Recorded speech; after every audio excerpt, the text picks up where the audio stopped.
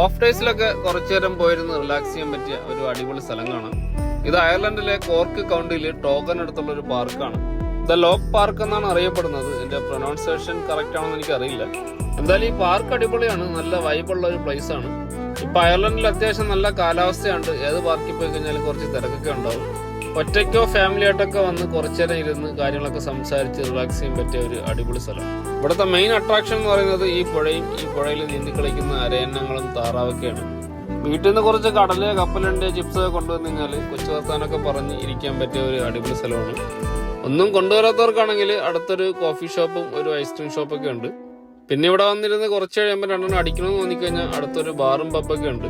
അപ്പൊ അവിടെ പോയി രണ്ടെണ്ണം അടിച്ച് ചില്ലായിട്ട് കുറച്ച് കാഴ്ചകളെ കണ്ടിരിക്കാം. ഞാൻ താമസിക്കുന്ന വീടിന്റെ അവിടെ നിന്ന് 5 കിലോമീറ്റർ ഉള്ളൂ ഈ പാർക്കിലേക്ക്. കഴിഞ്ഞ ഓഫ് ഡേയ്സിൽ ഞാനും ചിപ്പി കുഞ്ഞൂസും കൂടെ ഒന്ന് കാണാൻ വന്നതായിരുന്നു. ഇവിടെ കഴിഞ്ഞ സമ്മറിന് നമ്മളിവിടെ വന്നിട്ടുണ്ടായിരുന്നു. കോർക്കിൽ ഇതുപോലുള്ള ഒരുപാട് അടിപൊളി സ്ഥലങ്ങളുണ്ട്. അതിലൊന്നാണിത്. ഫോട്ടോഷൂട്ടിനും റീൽസൊക്കെ എടുക്കാൻ പറ്റിയ അടിപൊളി ലൊക്കേഷനാണ്. നമ്മളും ട്രെൻഡിനൊപ്പം എന്ന് പറഞ്ഞ പോലെ ചുണ്ടിലും മൊബൈലും വെച്ച് കൊച്ചിനെ പിടിച്ച് കറക്കണ കുറച്ച് വീഡിയോസ് ഇൻസ്റ്റാഗ്രാമിൽ ഇറങ്ങിയിട്ടുണ്ട്. എന്തായാലും റീൽസ് എടുത്ത് തലയിറങ്ങി വീഴായിരുന്നത് ഭാഗ്യം. സംഭവം എടുത്തത് അത്ര അങ്ങ് ശരിയായിട്ടില്ല. പക്ഷെ ലേറ്റായി വന്നാലും ലേറ്റസ്റ്റ് ആയിട്ട് വരുമെന്ന് പറഞ്ഞാൽ നമ്മൾ ഇറക്കും ഉടനെ. കുട്ടികളൊക്കെ ഉള്ളവർക്ക് വന്ന് കുറച്ചേരം ഇരുന്ന് റിലാക്സ് ചെയ്യാൻ പറ്റിയ ഒരു അടിപൊളി സ്ഥലമാണ്. ഇതിന്റെ പ്രോപ്പർ ലൊക്കേഷൻ വരുന്നത് കോർക്കില് ടോഗറിലെ സൂപ്പർ വാലിന്റെ അടുത്താണ്. അപ്പൊ ഇന്നത്തെ വീഡിയോ ഇത്രയേ ഉള്ളൂ. വീഡിയോ ഇഷ്ടമായെങ്കിൽ വീഡിയോ ലൈക്ക് ചെയ്യാനും പേജ് ഫോളോ ചെയ്യാനും മറക്കല്ലേ.